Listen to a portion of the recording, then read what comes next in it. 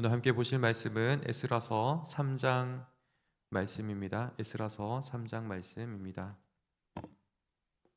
구약성경 713페이지에 있습니다. 구약성경 713페이지 에스라서 3장 1절부터 13절 끝까지의 말씀입니다.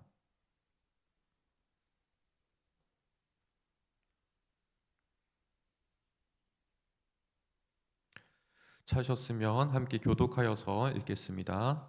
이스라엘 자손이 각자의 성읍에 살았더니 일곱째 달에 이르러 일제히 예루살렘에 모인지라.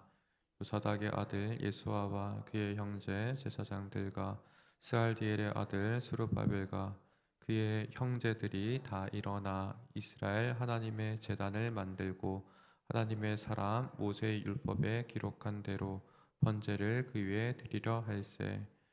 무리가 모든 나라 백성을 두려워하여 제단을 그 터에 세우고 그 위에서 아침 저녁으로 여호와께 번제를 드리며 기록된 규례대로 초막절을 지켜 번제를 매일 정수대로 날마다 드리고 그 후에는 항상 드리는 번제와 초하루와 여호와의 모든 거룩한 절기의 번제와 사람이 여호와께 기쁘게 드리는 예물을 드리되 일곱째 달 초하루부터 비로소 여호와께 번제를 드렸으나 그때 여호와의 성전 지대는 미처 놓지 못한지라.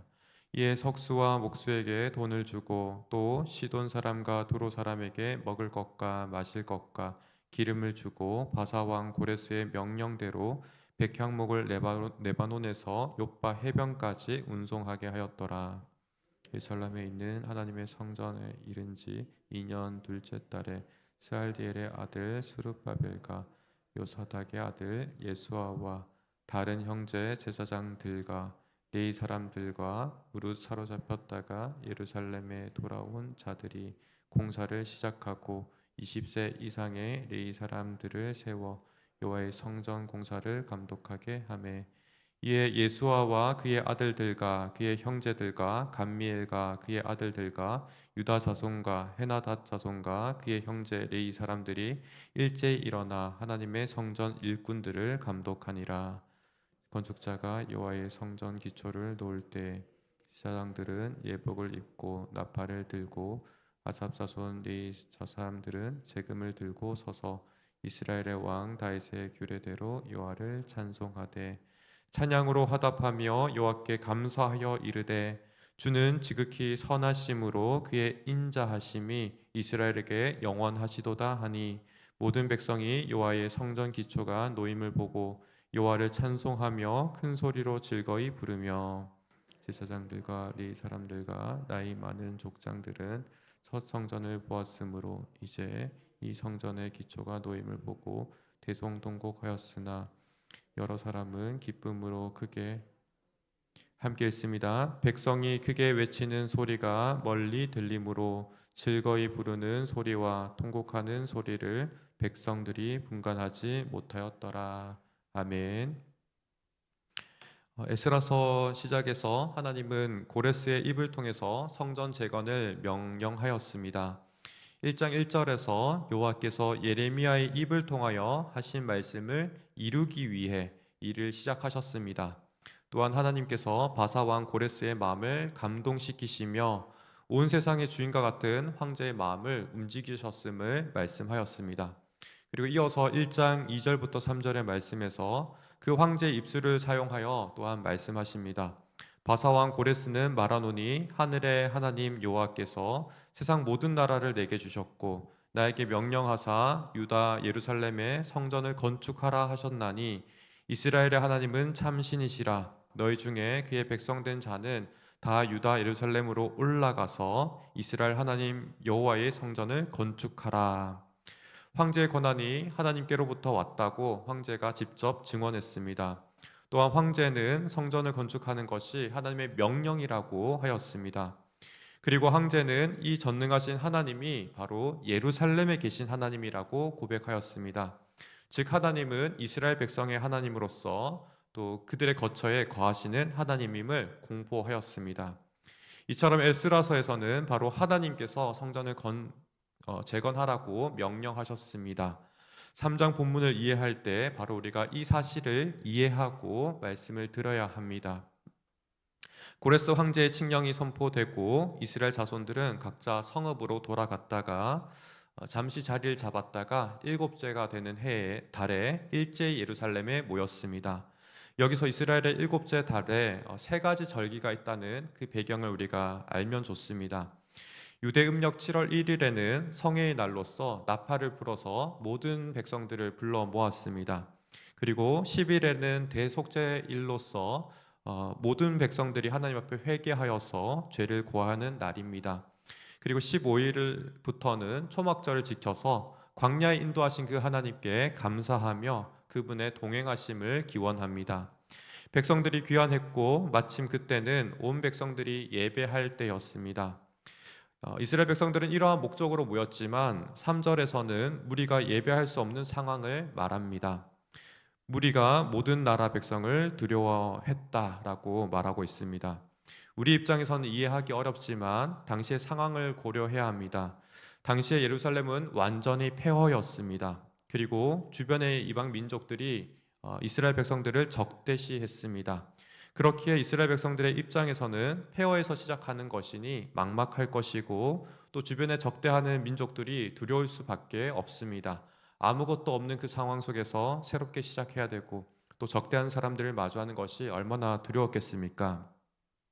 1장 1절에서 3절에 우리가 읽었던 말씀처럼 이방 황제의 입을 통해 하나님의 말씀이 분명히 있었지만 사람은 현실의 벽 앞에서 두려움을 느낍니다. 성전을 재건하는 일로 온 백성들이 모였지만 두려울 수밖에 없는 존재가 사람입니다. 마치 이스라엘 백성들이 홍해 바다를 건넜지만 또 광야의 땅에서 새롭게 두려움을 느꼈던 것처럼 사람은 늘 현실의 장벽에서 두려워합니다. 저 또한 때로는 마땅히 가야 될 길이 있지만 또 반드시 해야 되는 일이 있지만 그게 그렇게 두려울 때가 있습니다.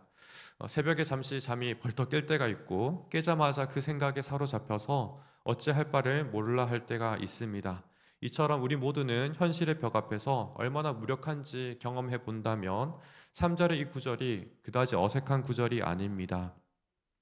중요한 것은 이렇게 두려움이 일 때에 우리가 무엇을 하느냐가 중요합니다. 3절 후반절에서 이스라엘 백성들은 두려워하여서 제단을 그 터에 세우고 그 위에서 아침 저녁으로 여호와께 번제를 드렸습니다. 즉 이스라엘 백성들은 두려워할 때에 예배했습니다. 예배할 때에 우리는 상황보다도 더 크신 하나님을 의지할 수 있습니다.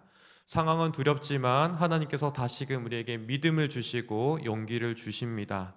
무엇보다도 예배할 때에 말씀을 통하여 신실하신 하나님을 볼 수 있습니다. 3절의 말씀에서 제단을 그 터에 세웠다는 것이 중요합니다. 이 터는 바로 하나님께서 다윗 왕에게 나타나신 곳이고 또 솔로몬이 하나님의 약속을 의지하여서 성전을 완공한 장소였습니다. 하나님께서는 언약을 주시고 그 언약을 신실하게 이루시며 그 터 위에 제단을 세우게 하셨습니다. 그래서 예배 자체도 중요하지만 우리가 하나님 말씀을 통하여서 예배하는 것이 더욱더 중요합니다. 하나님께서는 말씀을 통하여 우리에게 더 큰 믿음을 주십니다. 그리하여 그 터에 예배할 때 징계 또한 하나님의 신실하신 행동임을 깨닫습니다. 말씀대로 성전이 파괴되었고 또 말씀대로 성전을 재건합니다. 우린 이처럼 말씀의 터에서 하나님의 신실하심을 기억하며 의지합니다. 이 예배로서 번제는 4절에서 5절을 통해 이스라엘 백성들이 말씀대로 지속했음을 확인할 수 있습니다. 매일 드리는 상 번제를 드렸고요. 또한 초하루와 거룩한 절기의 번제를 모두 지켰습니다. 예배가 삶에 깊어질 때에 이들은 또 다른 길로 하나님께서 역사하심을 목도할 수 있습니다. 지혜를 주시고 나아갈 용기를 주십니다. 그리하여 7절에서 석수와 목수를 고용하여 재료를 준비하고 운송하였습니다. 성전을 지을 기초적인 작업을 시작할 수 있었습니다. 예배하지 않았다면 이렇게 순적하게 다음 단계로 나아갈 수 없었을 것입니다. 그리하여 8절에서는 시간의 흐름이 조금 흘러서 이듬해 둘째 달에 성전 공사를 시작했습니다. 그리하여 마침내 10절에서는 성전의 기초를 놓을 때에 제사장과 아삽 자손 레위 사람들이 재금을 들고 다윗의 규례대로 찬양을 하였습니다. 그리고 11절에서 찬양으로 화답하였습니다.